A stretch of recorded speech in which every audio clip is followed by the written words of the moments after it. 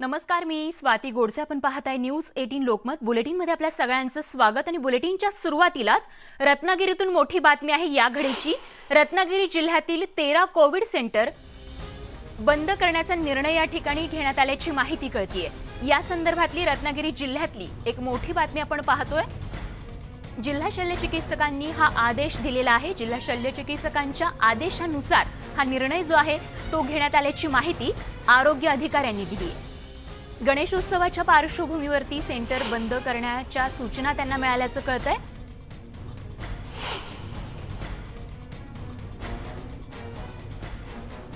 तर रत्नागिरी जिल्ह्यातील 13 Covid centre बंद करण्याचा हा निर्णय घेण्यात आलेला आहे. पण खरं तर शंका उपस्थित व्हावी असा हा निर्णय आहे. या निर्णयापाठीमागची नेमकी कारणं काय आहेत हे पाहणं महत्त्वाचं आहे. एक महत्त्वाचा निर्णय आरोग्य अधिकाऱ्यांनी या निर्णयासंदर्भातली माहिती दिलेली आहे.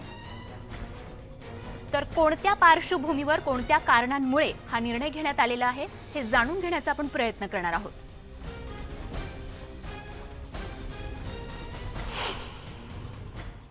आपल्या माननीय जिल्हा शल्य चिकित्सक फुले मॅडम यांनी आदेश दिलेले आहेत की आज अखेर आपल्याला सर्व सीसीटी बंद करायचे आहेत. आणि तिथे जे असलेले पेशंट आहेत त्यातले जे त्यांची लक्षणं बघून त्यातले काही लोकांना आपण होम आयसोलेशन करायचं आणि बाकीचे उर्वरित असतील त्यांना आपण SDH कळंबून येथे शिफ्ट करायचे आदेश त्यांनी दिलेले आहेत. त्यानुसार आपण बहिर्नाथचे पेशंट हे आपण नगर परिषद CCCला वर्क केलेले आहेत आणि शिवतेचे पेशंट आपण सध्या DCS कळंबूला शिफ्ट करत आहोत.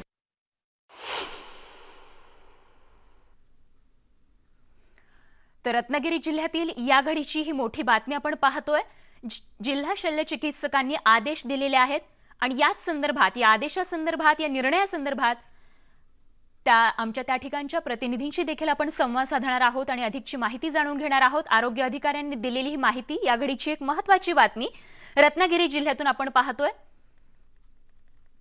तर गणेशोत्सवाच्या पार्श्वभूमीवरती हा निर्णय घेण्यात आला आहे का, की आणखीन काही कारण आहे हे बघणं आता महत्त्वाचं ठरणार आहे. खरं तर कोविड सेंटर्स बंद व्हावीत आणि कोरोनामुक्त जीवन जगायला मिळावं हीच खरं तर आपल्या सगळ्यांचं स्वप्न आणि प्रत्येकाची हीच इच्छा आहे. पण हे कोविड सेंटर बंद करण्यापाठीमागे नेमकं कोणतं कारण हे बघणं महत्त्वाचं ठरणार आहे. खरं तर तिसऱ्या लाटेची शक्यता, संभाव्य तिसरी लाट येऊ शकते अशी भीती वर्तवली जातीये. जर नियमांचं पालन केलं तर निश्चितच तिसरी लाट येणार नाही. पण ज्या पद्धतीनं निर्बंध जे आहेत ते आता राज्यभरातल्या अनेक जिल्ह्यांमधून कमी करण्यात आलेले आहेत, शिथिल करण्यात आलेले आहेत आणि त्या पार्श्वभूमीवरती आता सार्वजनिक ठिकाणी मोठी गर्दी होती आणि त्या गर्दीतून जर आता कोरोनाचे रुग्ण वाढले तर मग काय करायचं असे देखील प्रश्न आहेत. चंद्रकांत बनकर आमचे रत्नागिरीचे प्रतिनिधी, त्यांच्याकडून जाणून घेऊयात नेमकं कारण काय. चंद्रकांत, गणेशोत्सवाचा आता काही दिवसानंतरच गणपतीचे आगमन होणार आहे आणि त्या पार्श्वभूमीवरती कोरोनाचा प्रसार कसा रोखायचा, एका बाजूला प्रशासन याबाबतीत विचार करत असतानाच अचानक जिल्ह्यातले जे कोविड केअर सेंटर आहेत हे बंद करण्यात आलेले आहेत. काल एक महत्वाची बैठक जी आहे हे जिल्हाधिकारी कार्यालयात पार पडली आणि जिल्हा शल्य चिकित्सक आहेत त्यांनी अशा प्रकारचे आदेश जे आहेत हे दिलेले आहेत. आणि त्यानुसार काल रात्रीपासून ज्या कोविड केअर सेंटरमध्ये रुग्ण आहेत, आता सध्या रत्नागिरी जिल्ह्यामध्ये 1000हून अधिक ऍक्टिव्ह रुग्णांची संख्या आहे. तर खेड तालुक्यामध्ये देखील 70हून अधिक जे रुग्ण होते जे त्या कोविड केअर सेंटरमध्ये उपचार घेत होते तर त्यांना देखील शिफ्ट करण्यात आलेलं आहे. काही आवश्यक रुग्णांना होम आयसोलेशन केलेलं आहे. तर अनेक रुग्णांना या ठिकाणी उपजिल्हा रुग्णालय असेल कळबणीचं त्या ठिकाणी शिफ्ट करण्यात आलेलं आहे. खेड नगरपालिकेचा दवाखाना आहे त्या ठिकाणी जे असणार कोविड सेंटर आहे त्या ठिकाणी शिफ्ट करण्यात आलेलं आहे. महत्वाचं म्हणजे जो स्टाफ आहे, जो कंत्राटी कामगार होते, जे डॉक्टर्स आहेत, नर्स आहेत, डेटा ऑपरेटर आहेत, वॉर्ड बॉय आहेत, अशांना देखील कसलीही पूर्वसूचना दिली गेली नाहीये. त्यांना कार्यमुक्त केलेलं आहे. पुढील आदेश येईपर्यंत त्यांना कार्यमुक्त केलेलं आहे. परंतु पहिल्या लाटेच्या वेळेला आपण बघितलं तर जे कोविड योद्धा म्हणून ज्यांनी काम केलं होतं तर दुसऱ्या लाटेच्या वेळेला सुद्धा त्यांना डॉक्टर्स आणि नर्स किंवा परिचारिका आहेत हे भेटत नव्हत्या. परंतु आता पुन्हा एकदा अशाच प्रकारे सर्व डॉक्टर्स, नर्स आणि इतर स्टाफ यांना देखील पूर्वसूचना न देता कार्यमुक्त केलेलं आहे. त्याच्यामुळं तिसरी लाट उंबरठ्यावर असताना किंवा आता गणपती उत्सव आहे, लाखो चाकरमानी हे जिल्ह्यामध्ये येतात आणि त्याच्यामुळे जर कोरोनाचा प्रसार वाढला तर रुग्णांना ठेवायचं कुठं असा प्रश्न आता या ठिकाणी निर्माण झालेला आहे.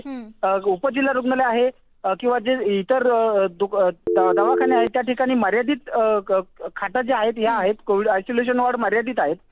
परंतु आता 13 जे जिल्ह्यामध्ये 13 कोविड केअर सेंटर आहेत हे आता बंद केलेले आहेत आणि त्या ठिकाणचा स्टाफ देखील आता कार्यमुक्त केलेला पाहायला मिळतो. बरोबर, अगदी. चंद्रकांत, रत्नागिरीतले अपडेट वेळोवेळी आपल्याकडून घेत राहू. तूर्त धन्यवाद या सविस्तर माहितीसाठी. यानंतर बघणार आहोत पुढची एक महत्त्वाची बातमी. पुणे महानगरपालिकेचं खासगी रुग्णालयांना त्यांनी पत्र दिलेलं आहे. तिसऱ्या लाटेच्या पार्श्वभूमीवरती हे पत्र देण्यात आलंय. रुग्णालयातील बेड्स केव्हाही ताब्यात घेतले जातील. खासगी रुग्णालयांनी त्याबाबत सज्ज राहावं, कारण रुग्णसंख्या वाढू शकते आणि त्याच पार्श्वभूमीवरती तिसऱ्या लाटेच्या संभाव्य भीतीपोटी हे पत्र जे आहे ते रुग्णालयांना देण्यात आलेलं आहे. एकूणच सज्ज राहण्याच्या सूचना या पत्राच्या माध्यमातून देण्यात आल्यात. खासगी रुग्णालयांनी सज्ज राहावं असा एक प्रकारचा आदेश, तशी सूचना या पत्राद्वारे खासगी रुग्णालयांना पालिकेनं दिली आहे. आणि सोबतच यामध्ये रुग्णालयांमध्ये 10% बेड हे मुलांसाठी राखीव ठेवावेत अशी सूचना देखील पुणे महापालिकेनं खासगी रुग्णालयांना दिली आहे. खाजगी रुग्णालयांचं जे आहे, सर्व खाजगी रुग्णालय केसेस कमी असल्यामुळे कोविडवरनं नॉन कोविडवरती शिफ्ट झाले आहेत.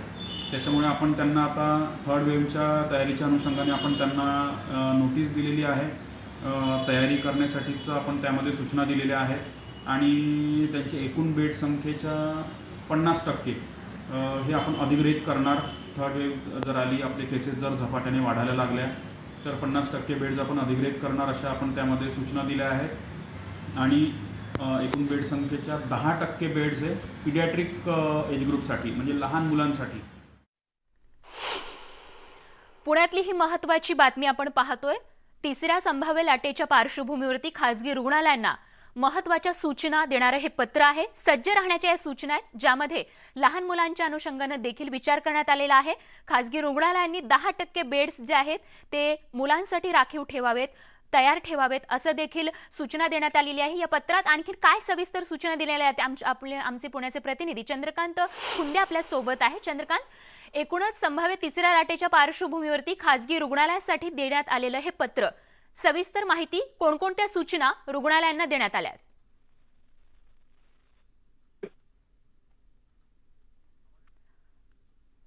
चंद्रकांत, माझा आवाज येतोय?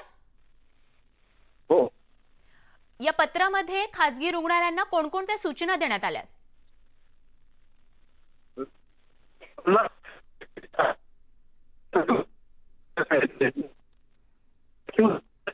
सांगितलेली आहे. गणपतीनंतर आली तर गेल्या वर्षी गणपतीनंतर दुसरं आलं होतं.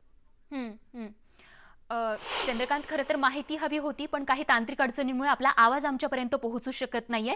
पण या पत्रामधले महत्त्वाच्या सूचना जर आपण पाहिल्या तर संभाव्य तिसऱ्या लाटेच्या पार्श्वभूमीवरती, कारण सणासुदीचे दिवस येत आहेत, गणेशोत्सव येतोय आणि त्यानंतर जर तिसरी लाट आली, रुग्णसंख्या वाढली, तर त्या अनुषंगाने हे पत्र रुग्णालयांना सज्ज राहण्यास एक प्रकारे सूचना जी आहे ती पालिकेनं सांगितली. यानंतर बघत पुढची बातमी पंढरपुरातून.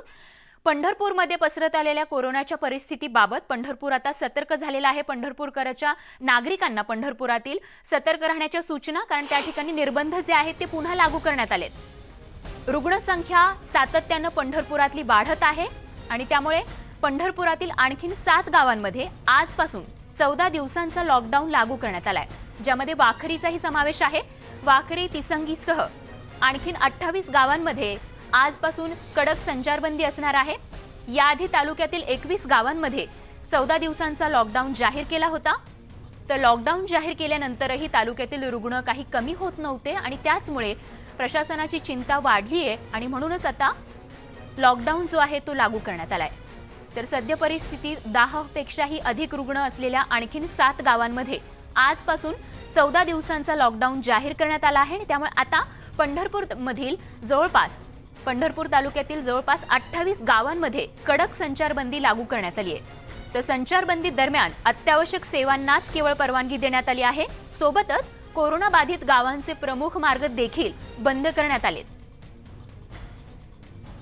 आमचे पंढरपूरचे प्रतिनिधी वीरेंद्र उत्पात आपल्या सोबत आहेत. वीरेंद्र, एकूणच आता कडक लॉकडाऊनच्या अनुषंगानं काय तयारी पंढरपुरात?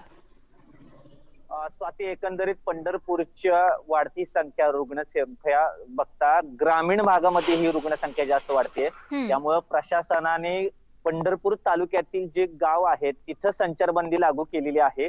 मागील काही दिवसापासून 21 गावात ही संचारबंदी लागू होती, परंतु काल जो अहवाल प्राप्त झालेला आहे त्याच्यानुसार अजून 7 गावामध्ये हे जे 10 पेक्षा जास्त कोरोनाचे रुग्ण आहेत तिथं ही संचारबंदी, कडक निर्बंध लागू करण्यात आले आहेत, जेणेकरून कोणत्याही प्रकारची समस्या पुढे निर्माण होऊ नये याचा कसोशीने प्रयत्न प्रशासन करत आहे आणि कोरोनाची संख्या आटोक्यात आणण्याचा प्रयत्न करत आहे. स्वाती, वीरेंद्र, त्या ठिकाणच्या नागरिकांना नेमक्या कोणकोणत्या सूचना देण्यात आलेल्या आहेत, कारण संचारबंदी देखील लागू असणार आहे?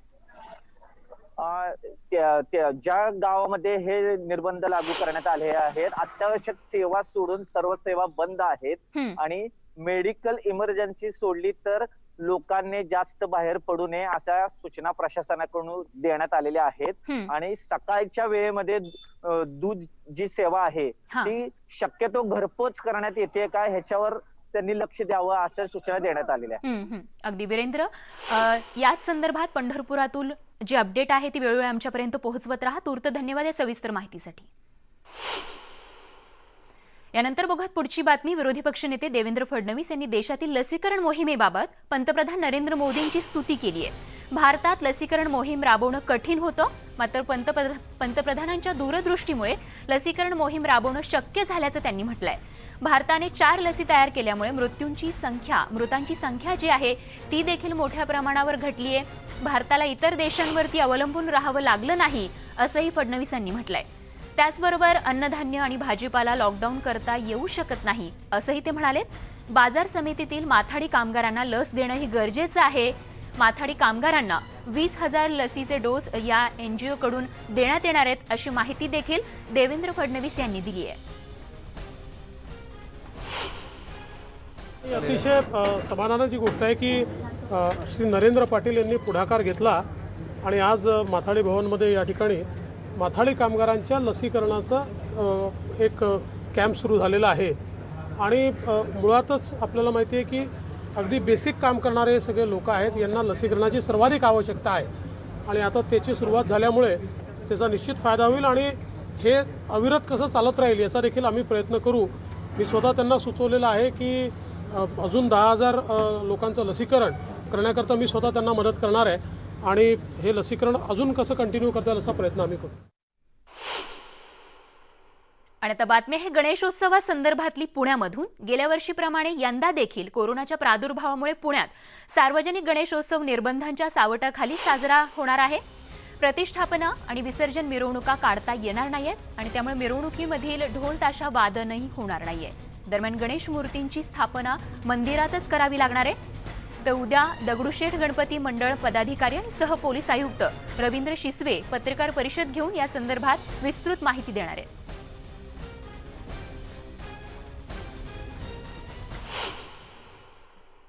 आणि गणेशोत्सवाच्या बातमीसोबतच एक अगदी छोटासा ब्रेक घेऊन अपडेट्ससह लगेच परत येतो. बघत रहा न्यूज 18 लोकमत.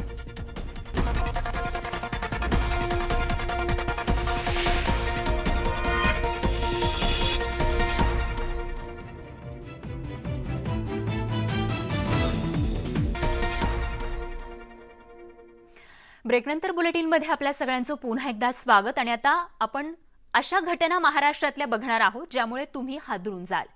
एकीकडे विकासाच्या गप्पा मारत असताना रत्नागिरी जिल्ह्यातल्या चांदिवली गावात रस्ताच नसल्यामुळे ग्रामस्थांचे प्रचंड हाल होत आहेत. आजारी महिला आणि गर्भवतींनाही झोळी करून न्यावं लागतंय. तर दुसरीकडे मोठमोठे एक्सप्रेसवे बनवले जात आहेत, मात्र पुणे इंदूर महामार्गावरती खड्डेच खड्डे पडलेत. हे खड्डे चुकवत असतानाही एक अत्यंत दुर्दैवी घटना घडली, ती म्हणजे दुचाकीवरून जाणाऱ्या एका गर्भवती महिलेचा खरं तर खड्डा चुकवण्याच्या नादात ती महिला गाडीवरून खाली पडली आणि ती गंभीररित्या आता जखमी झालेली आहे. तिच्यावरती उपचार सुरू आहेत. तर दापोली आणि मनमाडमधल्या या 2 धक्कादायक बातम्या आणि या सविस्तर आता आपण बघणार आहोत. सुरुवातीला मनमाडमधली बातमी बघूयात. मनमाडमधून जाणाऱ्या पुणे इंदूर महामार्गावरती अपघातांची मालिका सुरूच असल्याचं आपल्याला बघायला मिळतंय, कारण खड्डेच खड्डे या महामार्गावरती बघायला मिळत आहेत. आणि असाच एक खड्डा चुकवत असताना गर्भवती महिला जी आहे ती रस्त्यावर पडली आणि मागून एक वाहन येत होतं, ट्रक येत होता आणि त्याच्या खाली येऊन ही गर्भवती महिला गंभीररित्या जखमी झालेली आहे. गेल्या 2 महिन्यात 45 अपघात या मार्गावरती झालेले आहेत आणि ज्यामध्ये 7 जणांचा मृत्यू झालाय आणि खड्ड्यांमुळे आणखीन किती जीव जाणार आहेत असा प्रश्न सर्वसामान्य नागरिक विचारतोय. बब्बू शेख आमचे मनमाडचे प्रतिनिधी आपल्या सोबत आहेत. बब्बू, सर्वसामान्यांचे जीव जात आहेत पण तिथल्या लोकप्रतिनिधींना किंवा तिथल्या प्रशासनाला हे दिसत नाहीये का? स्वाती, खरं तर हा जो मार्ग आहे हा टोल कंपनीच्या अंतर्गत येतो आहे. कोपरगाव जवळ हा टोल नाका आहे आणि या महामार्गावरून जाणाऱ्या प्रत्येक वाहनधारकाकडून तिथे टोल वसूल केला जात आहे. आपल्या माहितीनुसार जी सूत्रांनी माहिती दिली आहे, रोज 10 लाख रुपये सुमारे टोल वसूल होतोय. मात्र हा मार्ग जो आहे तो नगरपासून तर मालेगाव पर्यंत एकदम चाळण झालेली आहे, खड्डे झालेले आहे आणि वारंवार अनेक पक्षांनी आंदोलनं केलेली आहे. मध्यंतरी आपणही बातम्या दाखवलेल्या आहे.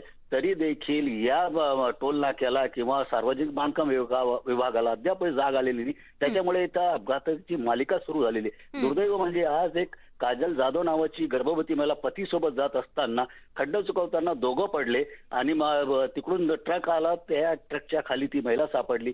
प्रकृती तिची गंभीर आहे. आता आपल्याला जी माहिती मिळाली, नाशिकला तिच्यावर उपचार सुरू आहे, ऑपरेशन केलं जात आहे. सुदैवाने या अपघातात त्याचा पती वाचलेला आहे. परंतु या अगोदरी या मार्गावर अनेक अपघात झालेले, 45 अपघात 2 महिन्यात झालेले, 7 जणांचा बळी गेलेला आहे. तरी अद्यापपर्यंत टोल नाका असो किंवा सार्वजनिक बांधकाम विभाग असो किंवा इतर लोकप्रतिनिधी असो, कोणालाही जाग आलेली अगदी खरंय बब्बू. त्यामुळे ही टोल जो आहे तो कुणाच्या घशात जातोय हे बघणं अत्यंत महत्वाचं आहे आणि लोकप्रतिनिधींनी डोळे उघडून ही बातमी बघणं अत्यंत महत्वाचं आहे. आज जर त्या गर्भवती महिलेचा जीव गेला तर त्याला जबाबदार कोण? बब्बू, धन्यवाद या माहितीसाठी. यानंतर रत्नागिरीतली तिथे धक्कादायक घटना आपण पाहणार आहोत. रत्नागिरी जिल्ह्यातील खालचा चांदिवणे गावाला रस्ताच नाहीये आणि त्यामुळे ग्रामस्थांचे प्रचंड हाल होत आहे. परिणामी आजारी व्यक्ती आणि गरोदर महिलांना झोळी करून, अक्षरशः कापडाची झोळी करून दवाखान्यात न्यावं लागतंय. गावाला जोडणारा चांगला रस्ता असता तर ग्रामस्थांचे हे जीवघेणा हाल जे सुरू आहेत ते थांबले असते. मात्र रस्ता होत नसल्यामुळे रुग्णांना 4-4 किलोमीटर पर्यंत अशा पद्धतीनं कपड्याची झोळी करून न्यावं लागतंय. प्रशासन गावकऱ्यांची ही समस्या कधी दूर करणार हाच खरं तर प्रश्न आहे आणि तो सातत्याने प्रश्न प्रशासनाला विचारला जातोय पण अजूनही प्रशासनाचे डोळे उघडलेले नाहीयेत.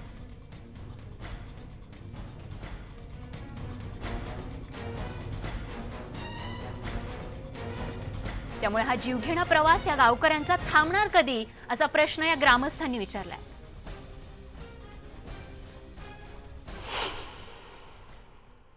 आणि यानंतर बातमी आहे वाघाच्या दहशतीची. राज्यातील 3 ठिकाणी वाघांनी धुमाकूळ घातलाय. मुंबईतील गोरेगाव पूर्वेत असणाऱ्या बिंबिसार नगरमध्ये बिबट्याचा वावर बघायला मिळतोय आणि त्यामुळे इथल्या नागरिकांमध्ये प्रचंड दहशत आहे. गोकुलधाममध्ये वाघाचं पुन्हा दर्शन झालंय. काही दिवसांपासून बिबट्याचं सतत या ठिकाणी दर्शन होतंय आणि त्यामुळे इथल्या स्थानिकांमध्ये प्रचंड भीती निर्माण झाली आहे. तर तिकडे गडचिरोली तालुक्यातील 15 गावांमध्ये वाघांची दहशत बघायला मिळतेय. गेल्या 4 महिन्यात इथे वाघाच्या हल्ल्यात तब्बल 11 जणांचा मृत्यू झालाय तर 60 पाळीव जनावरही देखील वाघाच्या हल्ल्यात ठार झाली आहेत. तर पुणे जिल्ह्यात खेड तालुक्यात वडगाव पाटोळे गावात बिबट्याच्या हल्ल्यात एका वृद्ध महिलेचा मृत्यू झालाय. जनाबाई वामन गडदे असं या मृत महिलेचं नाव आहे. मृत जनाबाई या मध्यरात्री आपल्या घराबाहेरील पत्र्याच्या शेडमध्ये झोपल्या होत्या आणि त्याच वेळी बिबट्यानं त्यांच्यावर हल्ला केला आणि त्यांना ठार केलंय. आणि त्यामुळे वन विभागानं याची तातडीनं दखल घेणं गरजेचं असल्याचं इथल्या ग्रामस्थांचं म्हणणं आहे. बातमी आहे यवतमाळ जिल्ह्यातून. यवतमाळ जिल्ह्यातील बंजारा तांड्यावर तीज हा सण जो आहे तो मोठ्या उत्साहानं साजरा केला जातो. श्रावण महिन्यात ठिकठिकाणच्या बंजारा तांड्यांवरती तीजच्या उत्सवाची खरं तर एक धूम बघायला मिळते. सध्या यवतमाळ जिल्ह्यात या उत्सवाच्या निमित्तानं बंजारा लोकगीतांनी लोकांवरती चांगलंच गारुड घातलंय. या उत्सवात अविवाहित मुली पारंपरिक वेशभूषेत फेर धरण्याची परंपरा आहे आणि अशा पद्धतीनं पारंपरिक वेशभूषा परिधान करून फेर धरत नाचगाणं होत असतं आणि ते चित्र आता सध्या या उत्सवानिमित्त इथे बघायला मिळत आहे. बंजारी समाजामध्ये मोठ्या उत्साहाने साजरा केला जातो. 2 वर्षापूर्वी कोरोना काळामुळे महामारी खूप वाढलेली होती. त्यामुळे आता कमी झाल्यामुळे हा तीज उत्सव खूप छान पद्धतीने साजरा करत आहे. फक्त अविवाहित मुलींसाठीच असतो. 137 वर्ष जुनी परंपरा असलेल्या मारबत हा उत्सव जो आहे तो नागपूरची खरं तर सांस्कृतिक ओळख सांगणारा उत्सव आहे. मात्र यावर्षीही या उत्सवावरती कोरोनाचं सावट आहे. तर काल सायंकाळपासूनच या उत्सवाला विधिवत सुरुवात झाली. पुढे 1 आठवडा हा उत्सव चालणार असून पोळ्याच्या पाडव्याला मारबतची मोठी मिरवणूक नागपूर शहरात फिरत असते आणि या मिरवणुकीत पिवळी मराबत, काळी मराबत आणि चालू वर्षातील वेगवेगळ्या घटना या व्यक्तींचा निषेध करणारे बडगे हे या मिरवणुकीतील आकर्षणाचं केंद्र असतं. मात्र सध्याच्या कोरोनाच्या काळामुळे संक्रमणाची भीती बघता यावर्षी प्रशासनानं इथल्या मिरवणुकीवरती, या उत्सवाचा महत्त्वाचा भाग असलेल्या मिरवणुकीवरती बंदी आणली असून हा उत्सव आटोपता घेण्याच्याही सूचना दिल्यात. तर आयोजक मिरवणूक नाही पण मराबतच्या दहनावरती ठाम आहेत. त्यामुळे आता काय होतं हे पाहणं महत्त्वाचं ठरेल. मारबत महोत्सव ही नागपूरची ओळख आणि परंपरा आहे. 137 वर्ष ही जुनी परंपरा असून यावर्षी मात्र या परंपरेवर कोविडचं सावट आहे. सध्या आम्ही पिवळी मारबत इथे आहे. आपण बघू शकतो की आजपासनं म्हणजे काल रात्री सायंकाळपासनं या प्रक्रियेला सुरुवात झालेली आहे. 1 आठवडा ही संपूर्ण मारबत या गोळीबार परिसरामध्ये राहते आणि या ठिकाणी त्यांची 1 आठवडा पूजापाठ विधिवत केली जाते आणि त्यानंतर मग पोळ्याच्या पाडवाला याची एक जल्लोषात मिरवणूक निघते आणि नंतर याचं विसर्जन केलं जातं. साधारण 137 वर्ष जुनी ही परंपरा आहे. 1885 मध्ये मारबत महोत्सवाला सुरुवात झालेली होती आणि प्रशासन असो, शासन असो किंवा समाजातल्या वेगवेगळ्या घटना असो, त्या घटनेचा निषेध करण्यासाठी ही परंपरा सुरू झाली. यामध्ये काळी मारबत असेल, पिवळी मारबत असेल, वेगवेगळे बडगे असेल, ते वेगवेगळ्या विषयांना घेऊन निघत असतात. मात्र यावर्षी कोविडचं सावट असल्यामुळे मारबत महोत्सवाला प्रशासनाने परवानगी दिलेली नाही. मात्र आयोजक महोत्सव किंवा जुलूस काढणार नाही. मात्र त्यांची अशी मागणी आहे की कुठेतरी प्रशासनाने या मारबतचं दहन करू द्यावं आणि दहन करण्यावर आयोजक ठाम आहे. नेमकी या मारबत महोत्सवाची काय पार्श्वभूमी आहे, तिचा इतिहास काय आहे आणि यावर्षी कशा प्रकारचं आयोजन असणार आहे हे आपण जाणून घेऊया. मला एक सांगा की किती जुनी परंपरा आहे, कशा प्रकारे ही परंपरा सुरू झाली, ती परंपरा सुरू होण्यापाठीमागे नेमका उद्देश काय होता? ही मारबत महोत्सवाची सुरुवात म्हणजे 1885 पासून सुरुवात झालेली. 1885 म्हणजे त्यावेळेचा काळ जो होता तो इंग्रजाचा काळ होता आणि त्या इंग्रजाच्या काळामध्ये म्हणजे वैयक्तिक जसं जमा होणे, इंग्रजाचा निषेध करणे, म्हणजे ॲक्च्युअल ही जी त्यावेळेस काळात जो होतं सुरुवातीला म्हणजे मेढे आणि पळसाचे पानं हे पावसाळ्याच्या जो काळामध्ये घरोघरी, म्हणजे हा कृषीप्रधान देश आहे आणि कृषीप्रधान देशामध्ये मेढे आणि ह्या ज्या सर्व पळसाचे पानं जे आहे हे रोगराई घेऊन जाण्याचा हा उद्देश असतो. पण त्या काळात हा उद्देश म्हणजे आमच्या समाजाच्या लोकांनी, त्यावेळेचे जे वरिष्ठ लोक होते त्यांनी तो बेस धरून इंग्रजाच्या काळामध्ये जी इंग्रजाची जी रोगराई लागली होती आपल्या देशाला, ती रोगराई इथून काढून टाकायची म्हणून त्यावेळेला छोट्या स्वरूपात म्हणजे पब्लिक गोळा करण्याच्या स्वरूपाने ती मूर्तीचं 4 फुटाच्या मूर्तीने त्यांचं आयोजन केलं आणि धार्मिक कार्यक्रमाला मुभा राहायची. पब्लिक म्हणजे काही जे कलम असतात त्या हिशोबाने पब्लिक आपण इकट्ठा करू शकत होतो आणि त्याच स्वरूपाने त्या 1885 ही मारबत सुरुवात करायची हे सुरुवात झाली. व्हिडिओ जर्नलिस्ट प्रशांत मोहितेसह तुषार कोळे, न्यूज 18 लोकमत, नागपूर. आणि बातमीसोबतच या बुलेटिनमध्ये वेळ झाली इथेच थांबण्याची. पण जाता जाता एक महत्त्वाचं आवाहन, ते म्हणजे कोरोना अजूनही आहे आणि कोरोनामुक्त आयुष्य जगण्यासाठी नियमांचं पालन करणं अत्यंत महत्त्वाचं आहे. तेव्हा मास्क लावा आणि काळजी घ्या. थोड्याच वेळात स्पीड न्यूजमध्ये भेटूयात. बघत रहा न्यूज 18 लोकमत.